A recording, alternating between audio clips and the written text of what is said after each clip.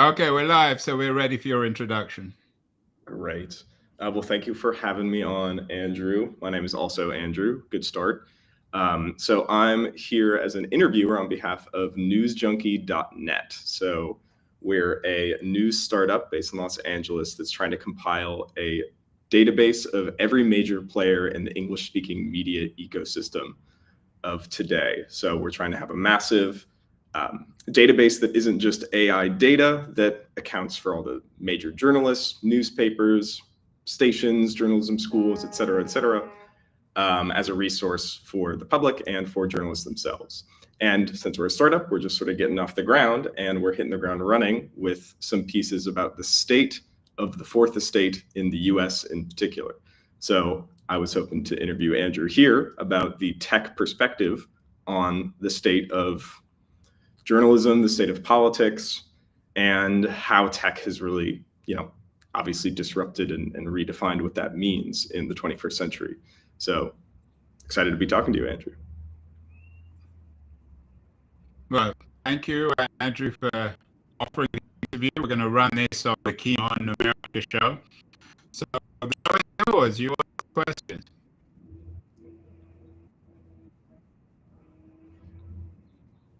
Fantastic. Oh.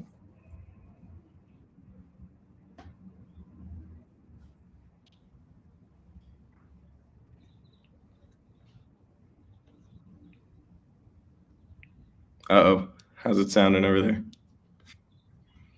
Yeah, I mean, did you hear what I said, Andrew?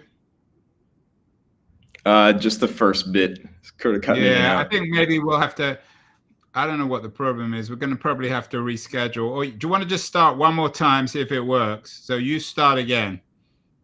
Yeah, let's give it one more try. It seems good. Just So give your spiel again. Yeah. Okay. So yeah, my name's Andrew Checchia. I'm a writer and a journalist with newsjunkie.net, and we're a news-based internet startup.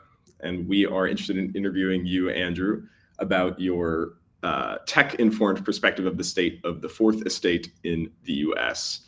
We're very interested in how the modern media landscape has been obviously so disrupted in the 21st century, both by the internet, but by a bunch of factors. But we want to really dig into it as we build our database of players in the medium ecosystem. So we're getting a non-AI trawled, but actually reporter research database of journalists themselves, newspapers, TV stations, journalism schools, media owners, et cetera.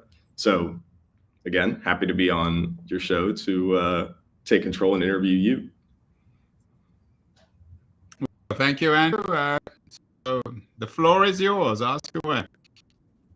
Fantastic. Well, I guess the biggest picture questions I guess I wanted to throw to you first before we dig into the specifics are, do you think of the fourth estate as essentially a civic enterprise, something that is as intrinsic to the function of democracy as any of the checks and balances in the American system?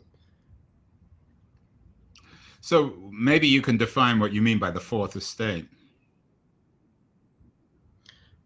Essentially, journalism as the biggest picture enterprise for holding people accountable and expressing the public opinion about how the country is functioning. So, yeah, repeat the question, Andrew, please. So we're sort of researching this question of, is the fourth estate an implied branch of government? Is it a civic enterprise? Is it something that is with a part of the other checks and balances of the actual structure of the US government? I think it's a consequence of democracy. I wouldn't say it's one, but it's one of the conditions of democracy that you have a free press. So that people, if they choose, have the right to report on the world and say what they like and offer their voices, their video, their audio, their text to tell the world what's happening. So I don't see it as a part of government, but it's certainly a consequence of democracy. I mean, it's quite conceivable, I guess, you could have a democratic system and no one would want to be a journalist and no one would be interested in knowing about the world. So you can't force people to either produce news or listen to it. Yeah, well, that's definitely the sort of line of questioning that we were going down. Is it possible to maintain a democracy, or a healthy democracy, I suppose, without journalism?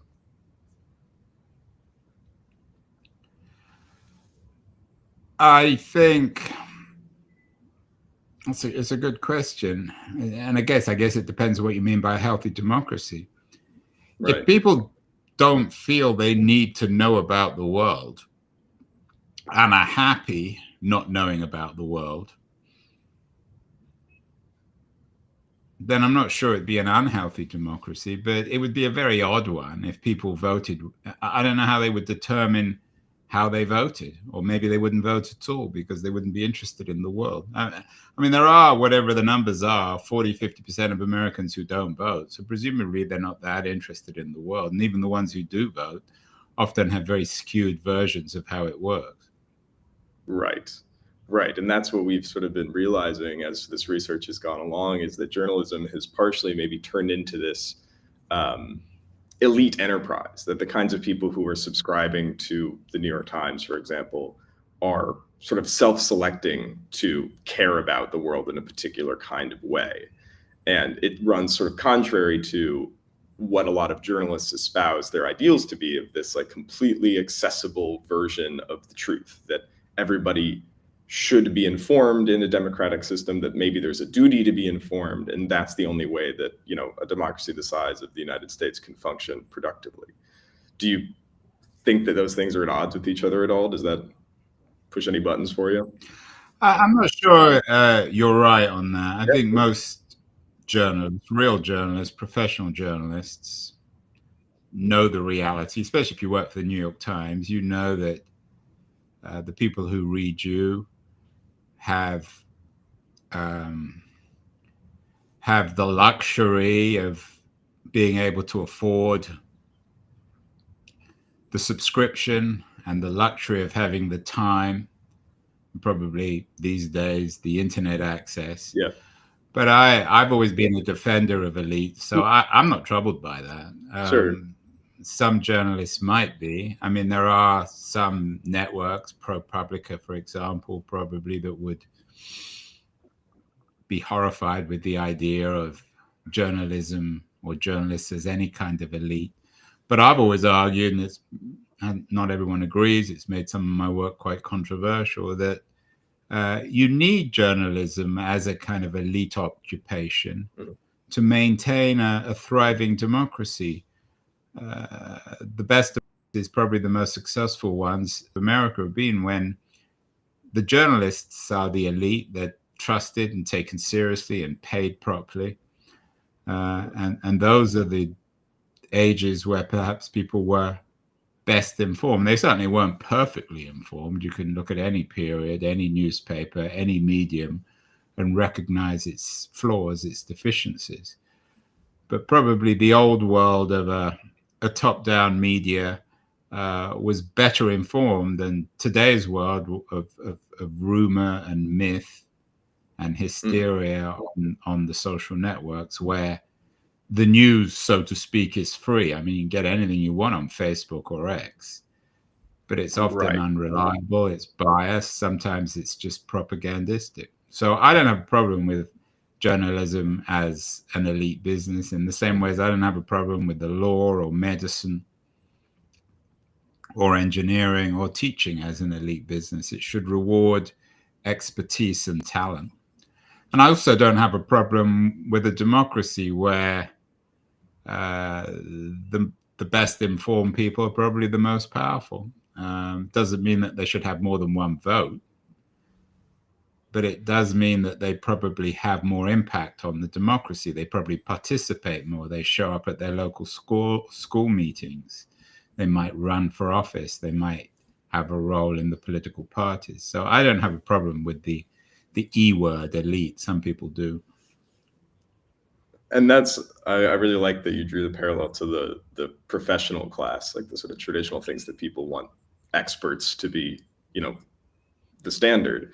I've been reading some Walter Lippmann, if you're familiar, with early sort of turn of the century journalists, post World War I. He really grew his sort of like intellectual legs, and noticed after working on the propaganda board for the Allies, basically this responsibility that he had taken for granted. And he was one of the first people to directly call for reforming journalism schools to basically be both a requirement for journalists to actually do the work, and to be much more rigorous and not just be like, hey, you got to get some context and learn how to be charismatic. But that doesn't seem to... I tend to think that the best journalists, the really great journalists, tend to be amateurs from, I mean, amateurs in the sense that they didn't go to journalism school or treat it like a trade. Everybody from Hemingway to Orwell, to Hannah Arendt. So I'm not sure you necessarily have to be trained or to go to journalism school to be a great journalist. And I think actually in America, journalism has been excessively, and it's odd, sort of simultaneously excessively professionalized and amateurized, and you have... That's what I was going to ask. The result is problematic on lots of fronts. Yeah, it's very much become, obviously there are exceptions, but it seems like the standard mode of operation is for maybe now in the past couple of years it's shifted, but it has been for these like digitizing newspapers to essentially compete with Facebook, to have that like amateurish delivery structure that sort of, when you go to the front page of the Wall Street Journal or whatever, it might not look that different from a Facebook feed, or certainly did maybe a few years ago. But now maybe that's changing. Do you think that there is where do you think the public sentiment is on that dichotomy, that amateur versus professionalism setup? Yeah, I mean, it's hard for me to comment on a public attitude. I don't tend to participate on the network, so I can't comment on the public. What I do know is that when I came out with an unambiguous defense of professional elite media at the end of 2007, I was vilified as an elitist by lots and lots of different people.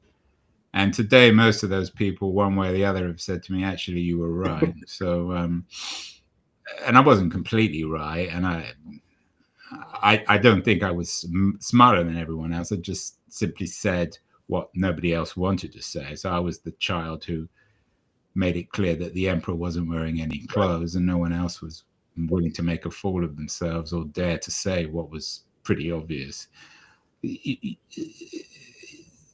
Not everyone can be a journalist in the same way as not everyone can be an airline pilot or a surgeon or an engineer. It requires, if not training, certainly experience and a degree of expertise. You can't just because you have a camera, a smartphone, everybody has a smartphone now, just because you have a smartphone and you know how to press the play switch or the record switch doesn't make you a journalist.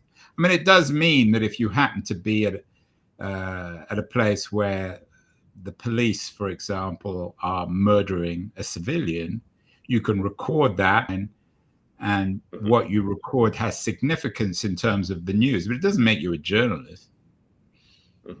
A journalist is someone who's able to conceptualize it and write the story and explain who's involved and provide what at least they think is true about a series of events. So it's hard being a journalist. It requires skill, dedication, training, wisdom, a degree of idealism, I think, as well, as you suggested up front. I mean, it's not the best paid of professions even these days. I mean, even the top people on the New York Times are not that well paid compared to lawyers or doctors or entrepreneurs. So it requires a degree of idealism, of wanting to tell the rest of the world what's happening. And in terms of the relationship with democracy, sometimes that may be true, sometimes it isn't. I mean, you can want to be a really good journalist and not necessarily care that much about democracy. It doesn't make you anti-democratic. It just may not be something that you care about one way or the other. You just want to report on the world. Mm-hmm. How would you reconcile that notion of idealism with a sort of expectation to be unbiased? Do you think that those two things naturally come into conflict? Well, I think inexperienced journalists claim to be unbiased. Any journalist who has any experience or any wisdom or skill knows they're biased, because everyone brings their own baggage of narratives, of expectations, of values to any story. I mean, I've always thought this debate is a bit childish because it's given, it's obvious. And that's the danger of AI. It will promise unbiasedness, but we all know that software is itself biased, so it brings a series of expectations. So for me, I just think we have to get beyond this absurdly unrealistic promise of unbiased information. And whatever you put on a front page means that you're prioritizing that over something else. By choosing to write about one thing over something else, that reflects bias. And all our biases are reflections of ourselves, a bundle of, and we know this, gender and class and race and sexuality and blah, blah, blah. I mean, that stuff's kind of obvious and boring, but it's true as well. No, I totally see what you're saying. Yeah, there's an inherent bias to time on this, just to your own attention. It's kind of what. But as I've always said, I mean, the beauty of a traditional newspaper is that those biases were, if not always overt, they were unspoken and understood. Mm-hmm. And they still are. So if you go to the Wall Street Journal and you spend any time on the site, you know that their editorial position is pretty conservative and focuses on supporting the free market. Mm-hmm.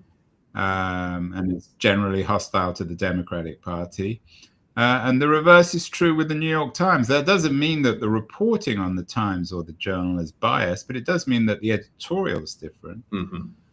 And that produces an unspoken arrangement between the consumer of the news and the giver. Everybody knows that. It doesn't mean it's biased, but it does mean that they prioritize, they have a set of priorities, and you know what you're getting. The problem with social media these days, and that's why I don't really use it very much, and I certainly don't rely on it on news, Mm-hmm.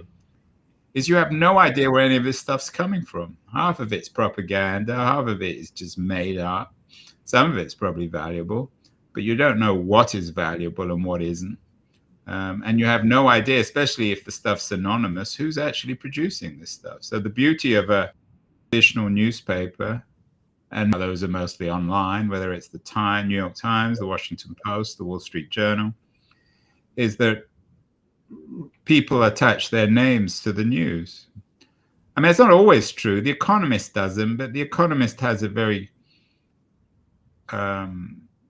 specific take on the world, and their editorial identity is one in which all their articles are designed to sound the same.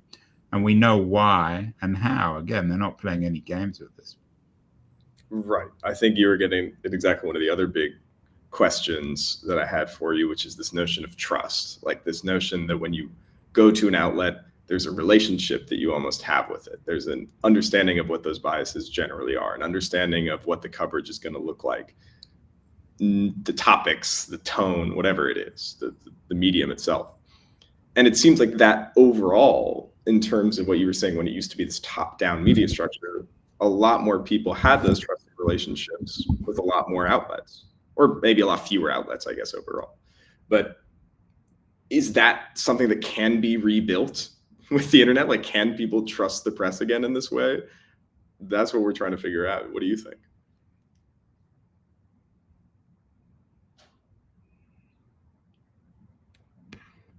Oh, I can't hear you, Andrew. Not sure what's going on.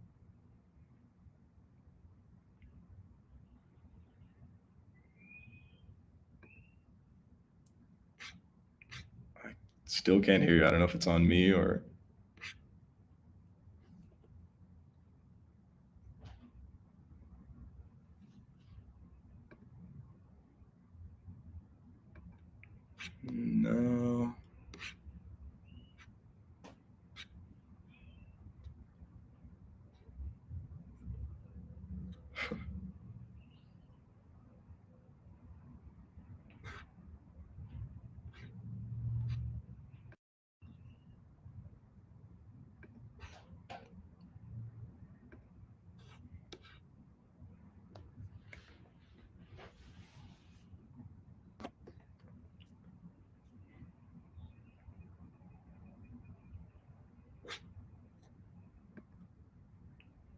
Can you hear me now?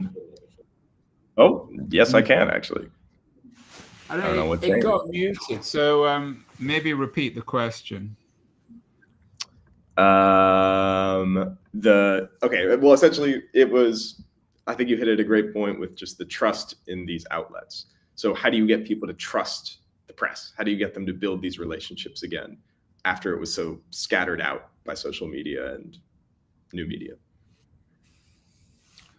Well, I'm not sure that trust has been done away with. I think anyone who subscribes to the New York Times or the Washington Post or the Wall Street Journal or the Economist trusts them. They pay for the news. So I don't think that's been done away with. There's a broader problem, which is the sort of hysteria or paranoia about the world, which exists both on the left and the right in America.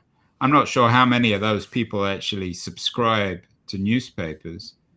But I'm guessing that if you do subscribe, if you pay for your news, you trust it. Otherwise, you wouldn't do it. Now, sometimes that trust is justified. Sometimes you're just confirming what you already think. I mean, some people would argue that the trust people have in Fox News is completely unjustified because they basically just have a version of the world which they feed to their audience, a version of the world which is often inaccurate, sometimes just lies. But I think there's still quite a lot of trust. The decline of trust is not so much in media, maybe more in government and institutions. Yes. Well, that's another issue. There is data that says that journalism is one of the least trusted it's ever been in history, for the American. Yeah, I take that, but my guess is that the people who really don't trust journalists are not subscribing to the Times or the Post or the Journal. That's definitely correct. And they're getting their news, if they're getting news at all, they're getting it from social networks, or they're getting it from their friends or from their television networks. So in terms of news, I'm not sure. I mean, in a sense, it's in crisis. In a sense, it's very healthy. I mean, in some ways, I'm guessing people trust the media too much. They trust Fox.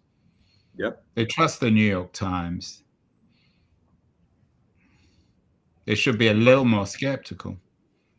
I definitely a little more critical in terms of how they digest some of this stuff. Right. The appreciation of that bias and the way that the information is delivered. But we're curious because speaking on behalf of the News Junkie Project, we're very curious about how that sort of siloing off of this information, because like you said, I think it's a perfectly reasonable thing to be like, if you care about this, you pay for it, you engage with it. It's not an obligation necessarily. But if there is this massive distrust in these institutional things and essentially a lack of belief in the sort of pillars of a democratic government, and nobody's who is making up the vast majority of the population is actually getting any accurate information about it because they're getting all their news from dubious sources on Facebook or whatever, isn't that then bad for the health of the country and sort of sets us up for failure as time goes on? Well, it's not a good situation, but I'm not sure you can blame it on the news media. I mean, the conditions for that is the problem. It's not the news media. The news media is epiphenomenal. It's a consequence of this. So you need to take a couple of steps back and say, okay, well, why is this happening in the first place? So the news stuff or the informational issues are consequential. They're not the thing in itself. It's not as if people wake up in the morning and think, I'm really ready to digest information in a fair, objective, thoughtful way, and then their days are always ruined because they come across all this biased news. They choose to digest this stuff. They're habitually subjected to this media of lies and hysteria and nonsense. But they're also, they both produce it and are a product of it. So blaming the news media is absurd. It's blaming them, it's shooting the messenger. But it does seem like the sort of classic like authoritarian playbook is to go after the news media first, if it isn't necessarily, as you're saying, an aspect of government itself as important as some, checks and balances level institution. It does seem to be one of, if not the most public institution outside of government that is necessary to like take over if you're looking to radically change a society. Yeah, but that's another issue. I mean, that might be happening in America now, but it hasn't happened in the past. It had nothing to do with the internet. People chose to stop subscribing to newspapers. There was a collapse of local newspapers, which wasn't good, which contributed to this. But I'm not sure that may be true, but yeah, I'm sure it is true. It's certainly true in Putin's Russia, in China, in Hungary, maybe even in the United States now. But I don't see that as a consequence of social media. That's another story. So where maybe in your own experience, reading newspapers and being a researcher yourself as you put these books together, where do you think the importance of journalism really lies? What do you see as journalism in its ideal function to be? Is it just to get the information out there and let the people deal with it? Well, yeah, I mean, you can't force people to watch C-SPAN. And if you did, you'd have a revolution. That's one way of getting people out on the street. If you force them to watch C-SPAN, which by definition is really boring. And you could watch Congress all day, but it would drive you insane. It would probably drive you more insane than watching Fox News or Rachel Maddow. So if people choose to know about the world, then they're well informed. If they don't, they won't. And in America, it seems as if people are choosing not to, but I'm not sure you can blame journalism for that. There's tons of good newspapers out there. I mean, if you want to know about the world, it's a wonderful time. You can, I mean, that's the beauty of the internet. You can subscribe to these incredible publications for peanuts. I mean, for the price of 4 or 5 Starbucks lattes a month, you can know everything about the world. But people choose not to. It's not their priority. You can't force them to. I mean, even if you made it free, people wouldn't look at it. I mean, even if the New York Times and the Washington Post and the Wall Street Journal were free, the vast majority of people wouldn't read them because they've got, in their mind at least, other things to do, better things to do. So you can't force people to be civically minded. Do you think they should? I mean, there are things you can do in terms of democracy. For example, in Australia, it's illegal not to vote. Now, that's another issue. So you could make it illegal not to vote, and you could punish people for not voting. And as a consequence, perhaps people would want to inform themselves more. But I'm guessing in America, people would just vote. They'd probably do it digitally, electronically, without, it wouldn't necessarily encourage them to subscribe to the New York Times or the Wall Street Journal. Do you think they should do these kind of things? Like, should the public be more informed? Should it be obligated to vote? Like, where do you should? You mean, am I saying that someone should spend more time reading about the world? I'm not. It's not for me to say. If they choose not to, it's their problem. You can't force people to do it. You can. Again, I mean, you can create education systems designed to make people curious about the world. That's a good thing. You can encourage civic leaders of one kind or another, whether they're union leaders or churchmen or local government people, to encourage people to know about the world, but you can't force people to do it. I mean, I guess you could. It would be a very odd kind of dictatorship. I'm sure there have been some dystopias written by Asimov or someone else who imagined a world where everyone had to know about the world.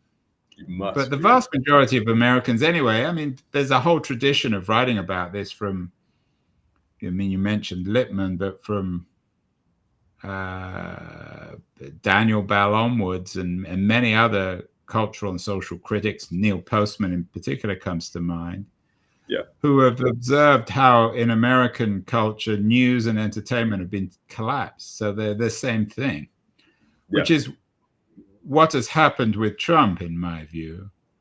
You've had the complete collapse of politics and entertainment.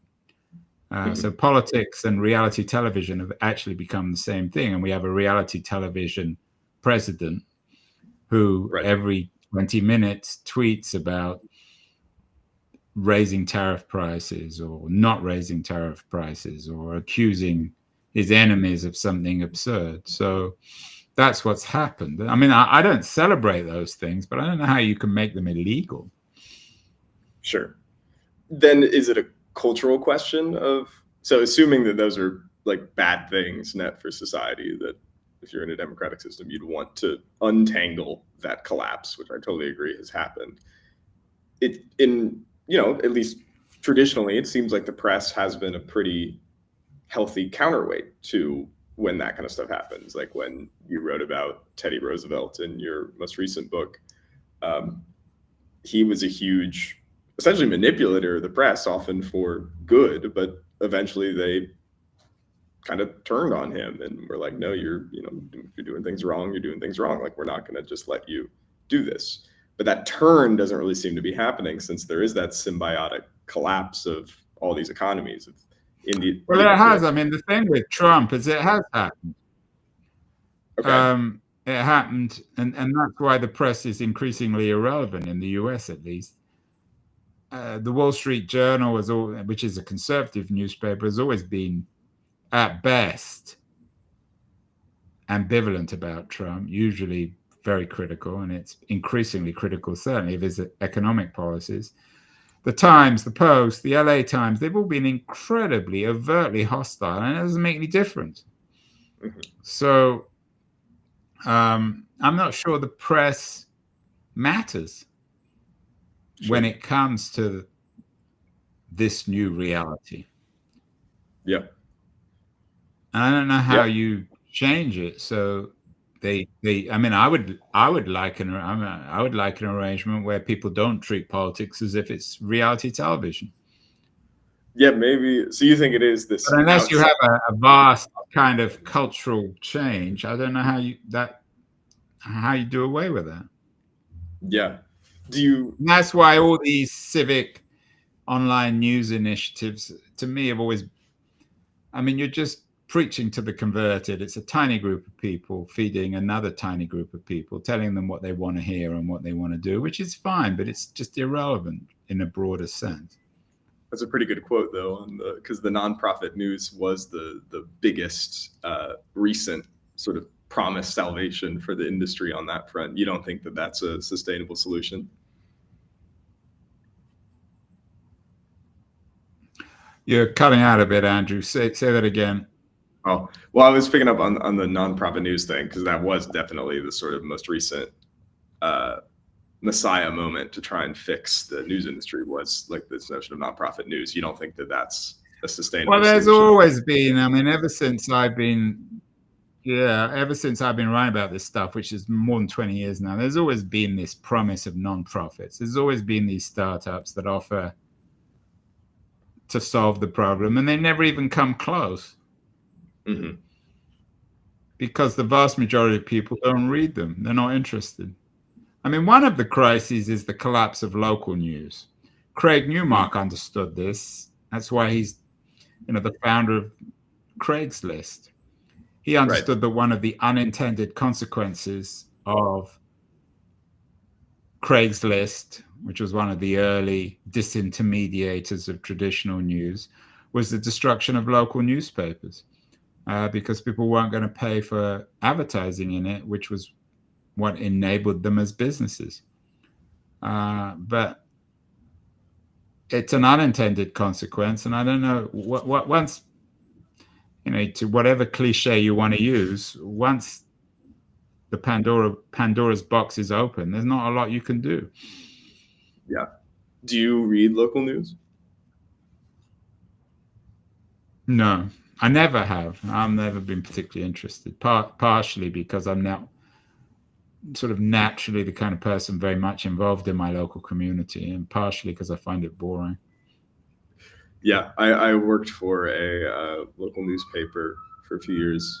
It was also a nonprofit, and it was very interesting because it seemed like the community was either like super excited about the fact that there was this thing that was providing this solution exactly to like the death of all this local media, and wow, it's so incredible that you're going to these government meetings.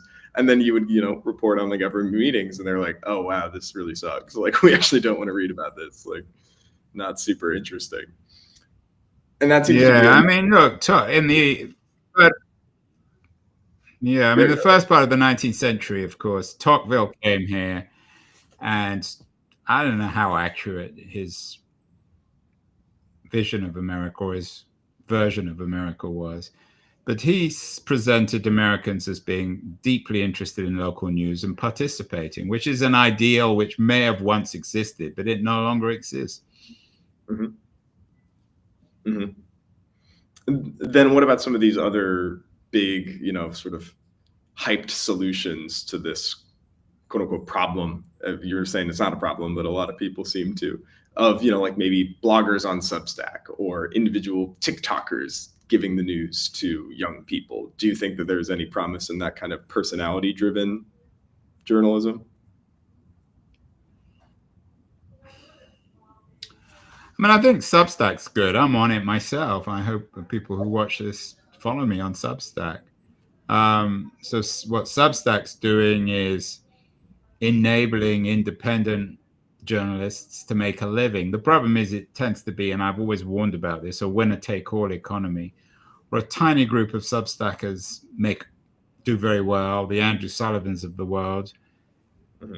and there isn't much of a middle class, and everyone else is just giving their stuff away for free.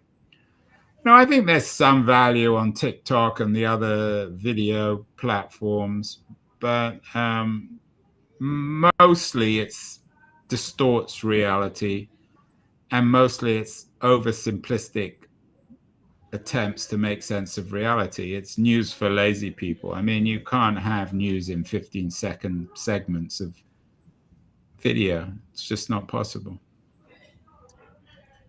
Yeah, and that definitely falls into your cult of the amateur point from the original book there. Yeah, I mean, look, the cult of the amateur was part of a tradition. As mentioned Postman earlier, lots of people are part of that tradition. I'm just one more book in it. But it does speak to the increasing inanity of culture. You can't blame newspapers for that. And newspapers are serious endeavors. I mean, maybe one of the problems with high-end American newspapers is they're a little too serious. The New York Times never has a funny section. It takes itself very seriously, and it takes the world seriously. And there are a small group of people who agree with it and pay for it, but most people don't.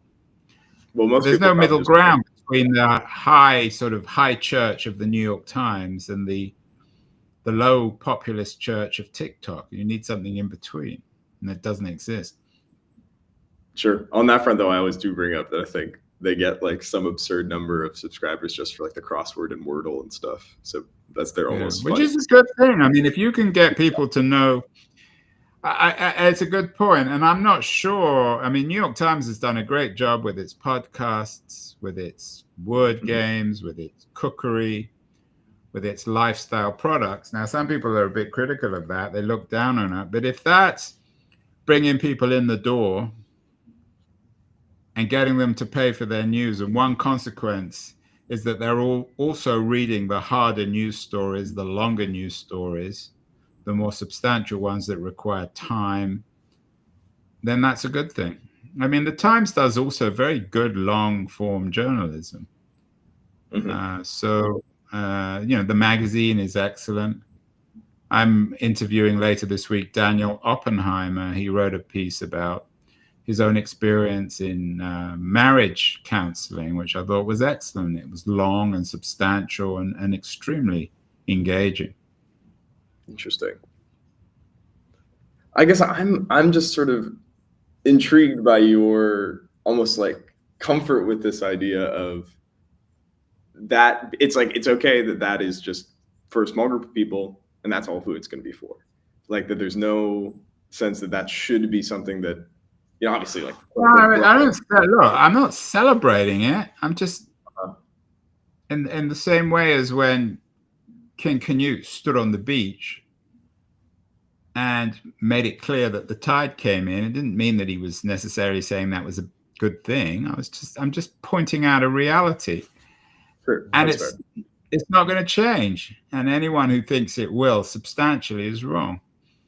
Sure. It might, I mean, maybe it's conceivable that if this Trump fiasco, for example, ends up with a real disaster, you know, a nuclear war or the complete collapse of the economy, which is conceivable given how irresponsible and selfish and dumb he is, then the next generation of people might think to themselves, well, we asked for this by treating Trump like a reality television star, and we need serious politicians. And if we want serious politicians, we need a serious media. And if we have a serious media, we need a serious citizenry. But at the moment, none of that stuff. I mean, there is a serious media for a small proportion of people, but the vast majority of Americans just aren't serious. They don't view politics as a serious thing. It's just reality television. And that's what Trump is delivering, and that's why he's popular. He's delivering it as if it's serialized television. So whether it's serialized real-time social media or more episodic television, he sort of goes between the two. He seems comfortable with both. But that's how people think of it, that he says something. Oh, did you hear what Trump said today or last minute or this and that? And it's the same way as they watch stuff on the networks. So do you think that it was absent this, like, I mean, you see it even in the more serious media. I mean, all this stuff on Netflix, these series. I mean, who watches hours and hours of series? But people do. Right. They must do because they exist. They're valuable companies. Yeah. Yeah. So absolutely. people are addicted to narrative form. And most people's intuitive narrative form is derived, I think, from either reality television or just mainstream television, and they just take it for granted that that's what politics is, which is why for them, Trump is a natural politician, and for an old class and a journalist class, he isn't, because he doesn't know what he's talking about, and he just makes stuff up. Do you think that then the seal is broken? Like, is that the way that politics is inevitably going to continue, bar a catastrophe like you mentioned?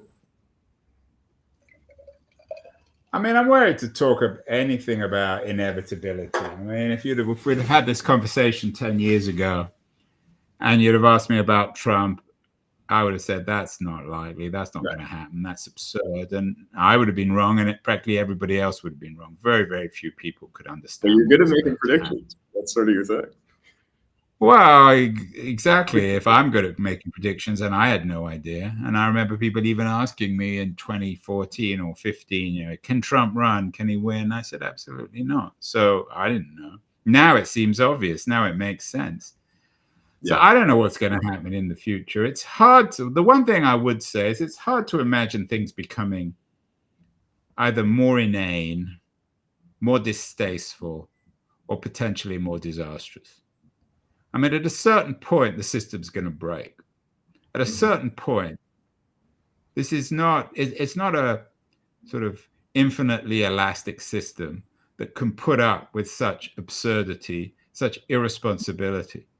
So at a certain point, if you have a president who rules by kind of social media fiat, either he will wreck the country, he will drive the car into a ditch, or he'll create some sort of dictatorship, which I don't think is particularly likely, which would result perhaps in the military getting involved or civil war. So something has to happen. This can't go on infinitely. I mean, at a certain point, you hit the bottom of the well. You can't just keep on falling. Yeah. Yeah. What I'm not going to tell you is when. I have no idea. I don't have any more idea than anyone else. But at a certain point, this thing cannot continue forever. Yeah. I mean, Trump seems absurd and all the rest of it. I mean, it's conceivable, I guess.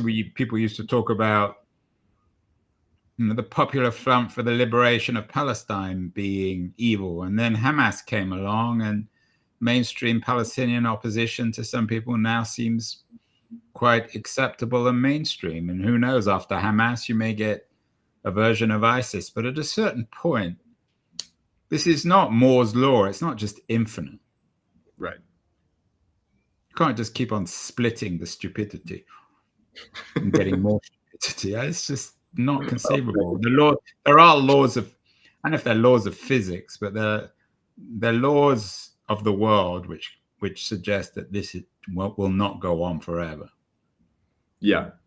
Do you look to history at all to find any sort of comfort? Well, you can look to history. I mean, people compare what's happening now with the rise of fascism. I'm not sure that's always helpful. Sometimes it is. And of course, what came out of fascism was the catastrophe of war, which set people straight for a while. Mm-hmm. I'm not sure that's helpful. Probably the better equivalents of what happened at the later stage of the Roman Empire, especially in America, this degeneration, the shift from democracy to empire, and the kinds of emperors, some of whom were insane, many of which were destructive and hated, who came along. So I think that's a better comparison. There are historical.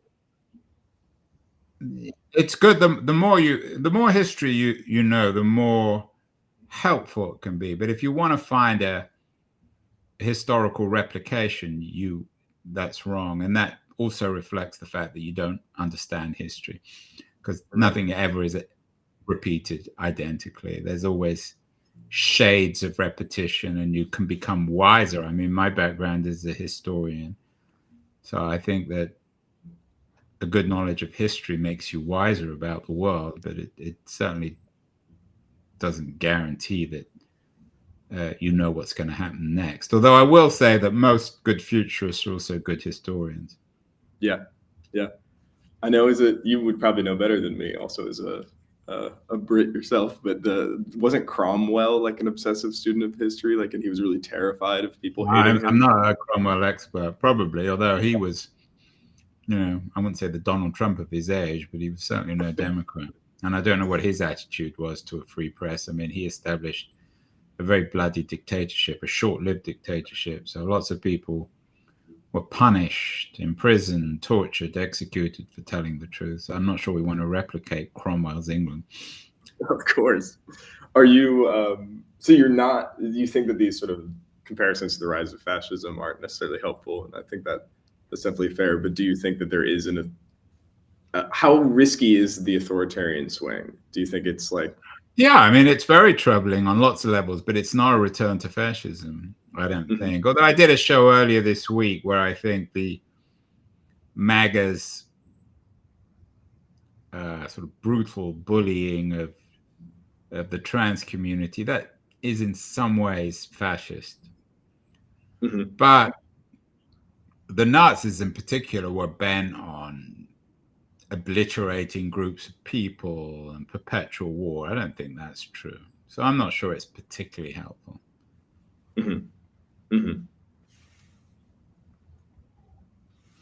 Well, then I guess as the time sort of running out, I wanted to ask you a little bit more on the future, since I just finished reading How to Fix the Future, and you ended with this call to the children. Do you see the digital natives? I myself, I'm 24, was raised in this kind of media environment, this narrative environment that I think you said very well, people being addicted to narrative form. Do you think that can be harnessed for good? Do you think that can be pointed in a positive direction, that social change can solve some of these big picture problems we've been talking about? I think so. I'm cautiously optimistic about your generation. I think you've got a bad deal from my generation on lots of fronts. And now there's all this kind of moral hysteria about being addicted to the internet. And people like Jonathan Haidt calling for media bans and Australia banning social media. I'm not sure any of that's particularly helpful. Also, this hysteria about young men, about them being Trump supporters and about them being unhappy. I mean, some of the data is concerning about loneliness and self-harm and educational achievements. But yeah, I am cautiously optimistic about the vitality of particularly young people in America to make the world ultimately a better place. I mean, it's different from what you've been talking about. I don't think your generation is going to save journalism. I don't think suddenly in 20 years when your generation comes to power that suddenly everyone's going to be reading the New York Times or the Wall Street Journal and becoming a responsible citizen. But I do think your generation has been written off and infantilized. And I also think there's a kind of gerontocratic quality now to America where the old people need to be got rid of, whether it's, I mean, we saw it with Biden and Pelosi. We're seeing it now with Schumer. We're seeing it with Trump, although he has a kind of unnatural youthfulness about himself. Yeah. But the baton of power has not been passed on. That's another problem. And I think that I mean, let me reverse. I mean, do you think you know about the world? How do you keep up? You're working for a new startup. Where do you learn about the nature of things? Do you feel you're as well informed as your parents or your grandparents' generation? I certainly think so. And I think that it is expanded by understanding both the traditional and the new forms of getting that information. You know, the media literacy of being able to understand where a bias comes from and how someone types a tweet or makes a TikTok is as important as a trusting relationship and what the New York Times is going to publish. And I'm intrigued by like natural media literacy that's been developed by a lot of kids on these social media platforms. If you could apply that to longer form, better researched, quality, more typical journalism as we're talking about it, I think that they're actually sort of primed to be able to handle that kind of thing. You see some digital creators on like YouTube and Substack getting some attention for exactly that kind of stuff. I'm not a and you're seeing influences on. I mean, I think that there was a problem with the universities and the media being too controlled from the left, from liberals. Yeah. You're seeing young people push back against that, and I think that's healthy. I'm not sure it's necessarily healthy that they're voting for Trump, but it is healthy that they're simply not repeating what their parents have said or what their parents' media says, and are questioning everything. And then there's good reason to do that. And in some ways, our moment today in the 2020s isn't that different from the 60s. It's just that the generational revolt is harder to make sense of. It's not as formalized, but in some ways, I think it's just as significant. I completely agree. I completely agree on all that. And it's interesting to be a young journalist in that time, because I think that there is opportunity in the industry, and I think that there's an appetite for what the promise of journalism is, though I certainly agree with a lot of your critiques. So that's the project that I'm undertaking with this kind of research, is figuring out where those lines are and talk to people like you. Well, I think it's good. I mean, I think if there were more young people like you, we'd be in a much better situation. But you just can't fall into the sort of utopian trap of imagining that you're going to change everything overnight. That's not going to happen, and you probably won't change that much. But it doesn't necessarily matter. Right. It's the classic confusion of the importance of your own medium, but I think there's something. So I don't want to take up too much of your time, and then we're pushing the hour, but I think you've dispensed some good wisdom here. So I appreciate you parsing through a lot of this. Good. Well, I'll run this we'll have to do a bit of editing, but I'll run it on my show. So hopefully people will find it interesting. And thank you, Andrew, for the questions. Good questions. Unfortunately, the weird thing is that nothing's changed over 20 years. When I published Cult of the Amateur back that's what I was so 2007. So I read. It's the same stuff, the same argument. Exactly. I read 3 of your 4 books, and I was like, especially when I started with Cult of the Amateur, I was like, this is almost such like a truism that it's like absurd. Like, obviously there are elements that have like felt dated, but I was like, oh yeah, of course. Like, if you pollute in the industry with like 1 million amateurs, like it's going to get worse. Or like your critique of the internet is sort of common knowledge for my generation to be like, yeah, of course Silicon Valley was wrong about a bunch of stuff, and then it produced a bunch of like egomaniacal billionaires who are making society worse. Like, it's sort of absurd to me that people didn't notice that at the time. Yeah, I mean, the scary thing about my books is all the critiques were right and all the solutions were wrong. So I don't know whether that's just me or whether it's always easy to criticize. It's always incredibly hard to come up with solutions. Yeah. And most of the books, you know, all the classics from Postman onwards up to Nick Carr, they've always been very good at observing what's wrong, and they've always been either weak or not even willing to take on how to fix this. Yes. But the good news is that it does kind of get fixed. Mm-hmm. I mean, I'm guessing when Postman was writing in the 60s, he thought things couldn't get much worse. I mean, he wrote in 89, Amusing Ourselves to Death. Yeah. 84, sorry, he wrote Amusing Ourselves to Death, saying, we got it wrong. It wasn't Orwell, it was Huxley. I don't suppose he could imagine anything could have got much worse. And of course, since 84, things have got, at least in a post-man sense, a lot worse. So we still have a lot. But as I said, it can't get, I would be amazed if things got a lot worse and we can still have this conversation or survive. Who knows? Yeah, I think you're. But we will see. Yes, we will. It's an exciting time to be alive, if nothing else. Good, Andrew. Well, good luck with your thing. I'm going to run it. Thank you for the time and the good questions, and best of luck with your enterprise. Keep in touch. Thank you very much. Good to talk to you, Andrew.